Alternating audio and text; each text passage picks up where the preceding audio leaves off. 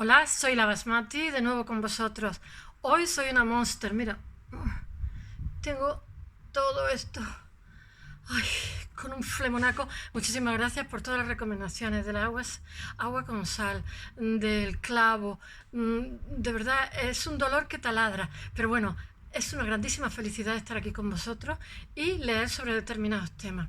Os dije que había dos tipos de renacimiento. Un tipo que era renacimiento italiano y otro que era el renacimiento nórdico, que son los Países Bajos, Alemania, Francia, Inglaterra, etcétera. Bueno, ahora os lo contaré. Y os voy a contar a sus protagonistas, os voy a hablar un poquito de ellos. El renacimiento nórdico, os voy a hablar de diferentes opiniones desde Ortega y Gasset hasta Bertrand Russell, lo que hablan de ellos, porque es poco conocido, ¿eh? Esto es simultáneo, coetáneo en el tiempo a nuestro renacimiento italiano, que es maravilloso y del que mañana hablaré del siglo XX, de que pasado mañana hablaré. Muy diferente al de Italia, pues no es tan anárquico, tan amoral, por decirlo de alguna forma, lo que da. Tenemos también un español, Luis Vives, que era judío, hijo de judíos. Fueron casi todos tuvieron una vida trágica, eran todos intelectuales de peso.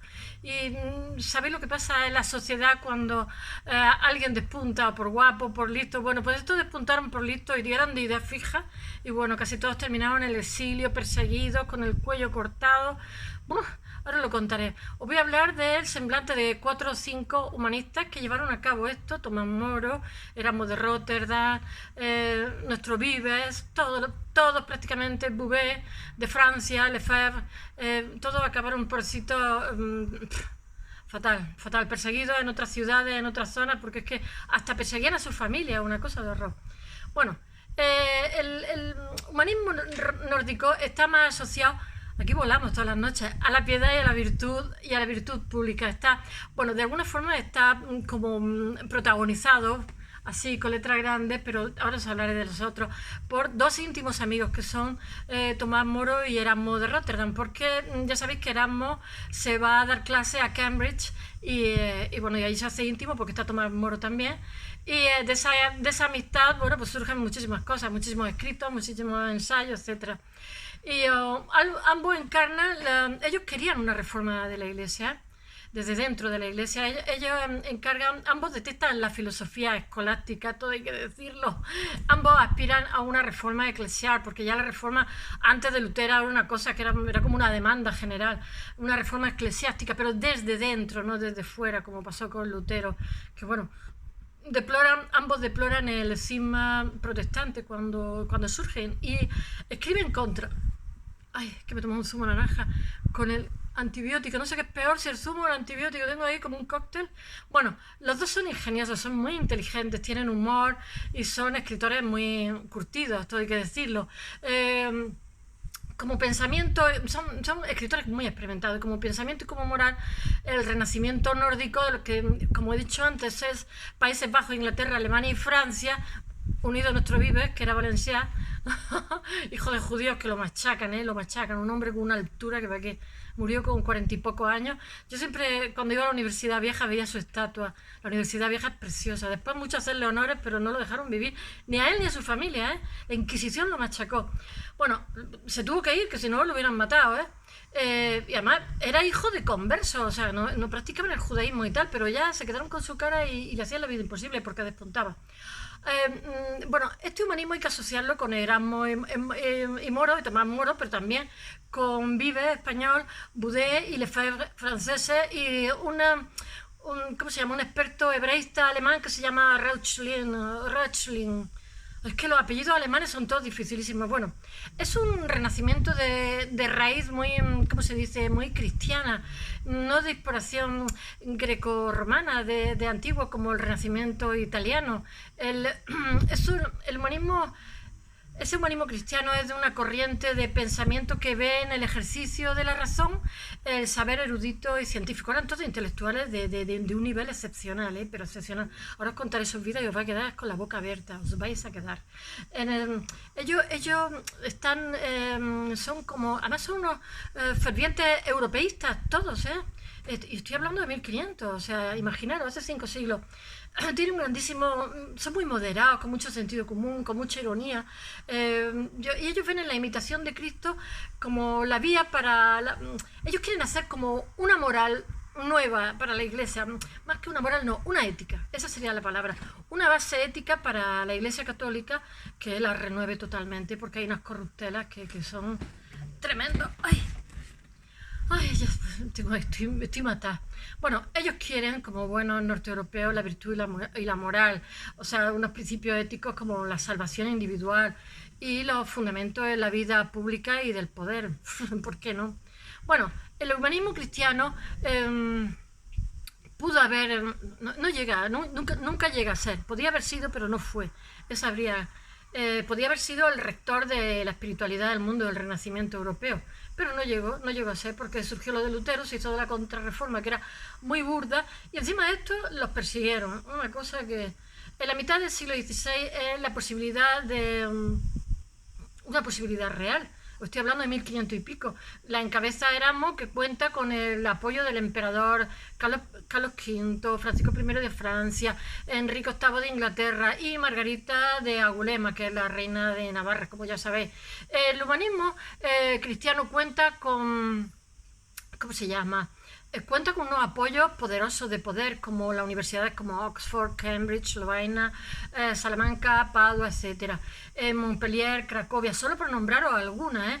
Y tiene unos vehículos de difusión de su idea importante, porque ya sabéis que ya la imprenta ya está funcionando. De hecho, la obra de todos ellos conocen, yo que sé, de Erasmo, 40 y tantos, ¿cómo se dice? Reimpresiones y yo no sé cuántas traducciones en vida de él, Todos en vida. Ay, tengo una chuleta que soy de torpe, que no tiene nombre. En vida él conoce el éxito de su obra, pero bueno, lo machacan también, De hecho, se va a vivir a Basilea, cansado, y está viviendo en Italia, en Francia, en Inglaterra. Después de lo de Tomás Moro, es que como que se le amarga la vida, le cortan la cabeza absurdamente. Bueno, su diario, el diario de este humanismo cristiano, es una síntesis de muchas de las ideas y doctrinas que se habían estado discutiendo durante el siglo XIV y XV, que se discuten en los grandes centros, que son las universidades, ¿no? En los siglos XIV y XV. El humanismo cristiano lo que busca es definir la razón crítica de la erudición, la esencia. Ya os digo, si lo que quieren es crear una nueva base ética, por decirlo de alguna forma, porque la Iglesia estaba hecha una calamidad, pero lo último que quieren es lo que ocurre con Lutero. Y de hecho todos los que os voy a nombrar ahora, después de Lutero, escriben cosas contra Lutero. Incluso el mismo Erasmo mantiene disputas en escrito, y además muy interesantes. Ellos quieren construir una base de la ética europea. El humanismo cristiano es un movimiento europeo, lo estoy diciendo. Erasmo nace en Rotterdam, como he dicho, es formado en la tradición de la devotio moderna de los Países Bajos, y entonces muy pronto, claro, como era tan inteligente, es nombrado, ¿cómo se dice? Ungido, ¿cómo se dice? Ordenado, ay, no me salía la palabra, ordenado sacerdote en 1492, pero Julio II ¿cómo se dice? Lo dispensa de sus votos, por decirlo de alguna forma, no sé cuál sería la razón, pero lo dispensa. Estudia en París, después reside en Oxford, Cambridge, es profesor de teología y griego allí en Oxford, Cambridge, y es íntimo de Tomás Moro, como he dicho, pero también de John Colet, de William Grosset y de otros humanistas ingleses. Lo que pasa es que él es la cabeza visible. O sea, es que Tomás Moro Erasmo de Rotterdam es excepcional. Yo lo dibujé, copiando una cosa antigua, y me fascinaba mucho las cosas que leí de él. Después también vive en Italia, en Turín, yo qué sé, eso hasta que a partir de lo de Tomás Moro se va a Basilea, no quiere saber más del mundo. También vive en Padua, en Venecia, hasta que en 1521 se establece en Basilea, como he dicho. Basilea, no sé, debía ser como un cementerio de elefantes, porque todos acababan de catedráticos en Basilea. Bueno, Luis Vives, nacido en Valencia, hijo de conversos. Él nace en 1492, él vive como 40 y tantos años, 48, 49, poquito. Pero bueno, él muere en Brujas, se acaba yendo porque le hacen la vida imposible en Valencia, a él y a su familia, ¿eh? Lo persigue la Inquisición, además, ellos se han convertido, pero como son conversos le hacen la vida imposible, además que despunta. Estudia en París y se establece en Brujas, conoce a Erasmo y enseña en diferentes momentos, en París, en Lovaina, en Oxford, en el Corpus Christi de Cambridge, etc. Pero se los sorteaba, o sea, toda esta gente, como eran de una altura excepcional, pugnaban por ello, por decirlo de alguna forma. Bueno, Tomás Moro es hijo de un juez, estudia en Londres y en Oxford y tiene una carrera, bueno, brillante, brillantísima como jurista. Y Enrique VIII lo que pasa es que empieza a darle cargo de poder porque se da cuenta del talento que tiene y lo incorpora a su consejo y poco a poco le va dando como cargos de nivel más alto, por decirlo de alguna forma, hasta que llega a canciller, que es casi primer ministro. Primero lo hace presidente de la Cámara de los Comunes y luego lo hace presidente de... ¿cómo se llama? No, y luego lo hace canciller, que es el presidente de Prime Minister. Pero dimite en mayo de 1532 porque se opone al proceso de ruptura con Roma y de que sea el rey la cabeza de la Iglesia de Inglaterra. Bueno, y aparte que Enrique VIII anula su matrimonio, él tiene que firmar un acta de sucesión por el cual los hijos de Ana Bolena son su auténtico heredero y se anula su matrimonio. Todo hay que decirlo también que su esposa, Catalina de Aragón, era la viuda de su hermano. Entonces había como una tradición de que cuando tu hermano moría joven tú tenías que casarte con esa viuda. Pero básicamente lo que él quiere, ha habido en Inglaterra una guerra que es la de las Rosas, que es la de los Yorkshire contra los Lancaster. Entonces lo que quiere es la formación de un Estado. España ya es un Estado, él quiere una formación de un Estado y necesita un varón para, no lo estoy justificando, un varón para, pero eran los parámetros que había en esa época. Necesitaba un varón para que eso sea un Estado fuerte, centralizado, con una administración, etcétera. Y eso es lo que está buscando. Y bueno, este señor, por negarse a firmar la ley de sucesión, por negarse a todo, pues es ejecutado en 1535. Ya os digo que su íntimo amigo Erasmo de Rotterdam que no quiere saber nada más del mundo, porque además lo torturan antes, bueno, muy mal rollo. Después está Guillermo Boudet, otra tragedia, que es hombre de posición acomodada europea y también tiene cargos relevantes con Luis XII y Francisco I de Francia. Y lo hace embajador, alcalde de París, inspector real, etc. Le da un montón de cargos y logra que el rey crea el College de Francia. Yo no sé cómo no es École, no sé, tiene ese nombre, Colegio de Francia, que es una alternativa humanista a la Sorbona, que ya sabéis que la Sorbona está llevada por religiosos. Y él es especialista en lenguas clásicas y hebraístas. Hoy en España se diría semítica. Es especialista en semítica, y que es como la aristocracia de la filología, por decirlo de alguna forma. Y entonces consigue crear ese colegio en Francia, que es una preciosidad, y es una alternativa, y bueno, y lo lleva él, por supuesto. Y su especialidad, el hebreo.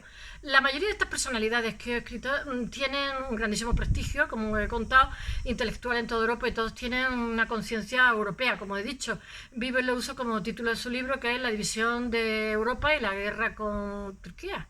Y después Erasmo tiene, ya sabéis, el elogio de la locura, no sé cómo se llama, Adagio, elogio de la locura, Quiridión o Manual de Caballero, etcétera, Caballero Cristiano, yo qué sé, hace una edición del Nuevo Testamento. Erasmo era un fuera de serie, bueno, lo eran todos, coloquios, etcétera. Tiene continua, ¿cómo se dice? Como he dicho antes, reediciones. Yo no sé si 40 y tantas reediciones de su obra en vida y en yo no sé cuantísimas traducciones, porque ya tenemos la imprenta ya funcionando. Ay, Dios mío. Este pelo que veis es que todos los días me baño en el mar y tengo ya un estropajo en vez de un pelo.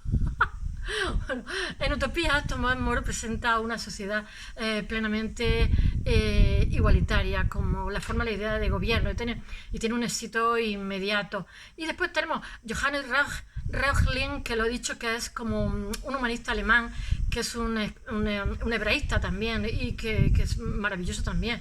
Después está la reforma y la contrarreforma católica, terminan por hacer imposibles todos los proyectos de estos de renacimiento nórdico, que son realmente humanistas cristianos.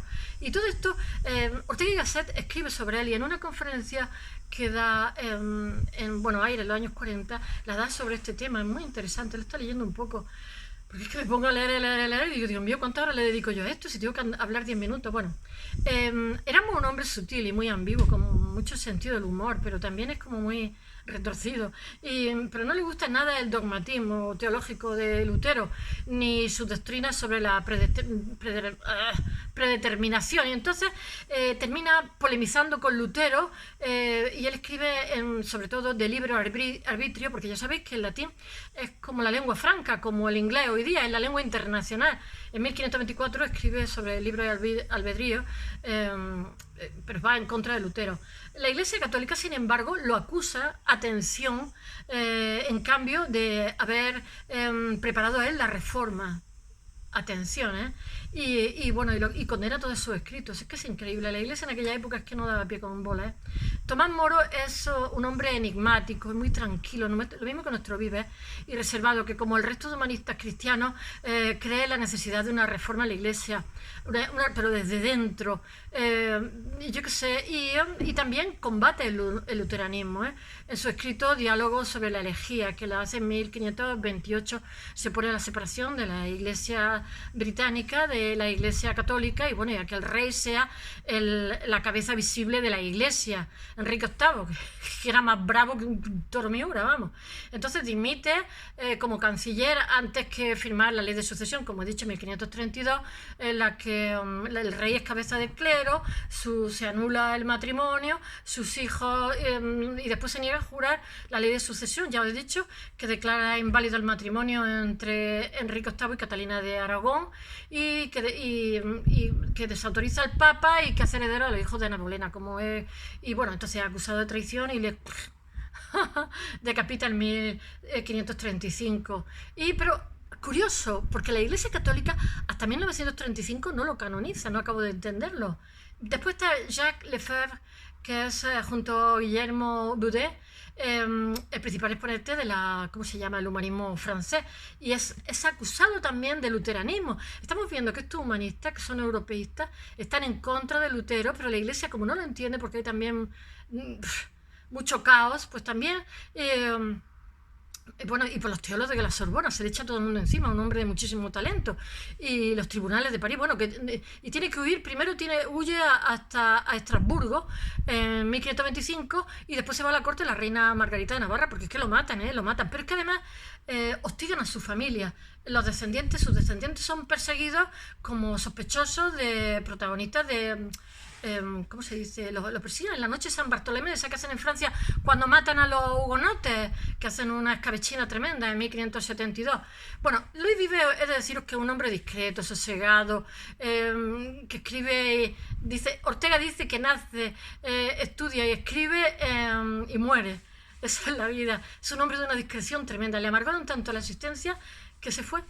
Y bueno, era un ser excepcional, y él es partidario de una reforma del humanismo. Son seres muy introvertidos, muy inteligentes. Él aborda mucho de los temas del humanismo, como por ejemplo la beneficencia, la educación cristiana de la mujer, la organización de la paz, las pasiones, las sensaciones, las cualidades de las cosas. Sufre igualmente por razones distintas. Bueno, la Inquisición le hace la vida imposible a él y a su familia, y se tiene que ir a Brujas. Y en un momento dado, bueno, toda su familia se tiene que ir, porque si no los matan, porque han sido judíos, pero son conversos hace ya muchísimo. Y bueno, se va a Brujas, pero cuando están en Brujas le ofrecen la cátedra en Alcalá de Henares, la cual rechaza. Él era un excelente filólogo, un excelentísimo filólogo. Y bueno, ya sabéis que la cátedra Alcalá de Henares era una universidad excepcional también. Bueno, y Ortega hace artículos sobre Vicente Vives, el historiador Luis Vives, y dice que en 1940, en una conferencia en Buenos Aires, que los humanistas cristianos eran un puñado de intelectuales que vivieron su personalidad, vocación entre los conflictos, lo estoy leyendo, en un tiempo de protestantismo, ruptura de la unidad moral de Europa, guerras políticas, etcétera, en un marco de una crisis histórica de la que germina una nueva vida. Bueno, espero que os haya gustado. That's all, hasta mañana.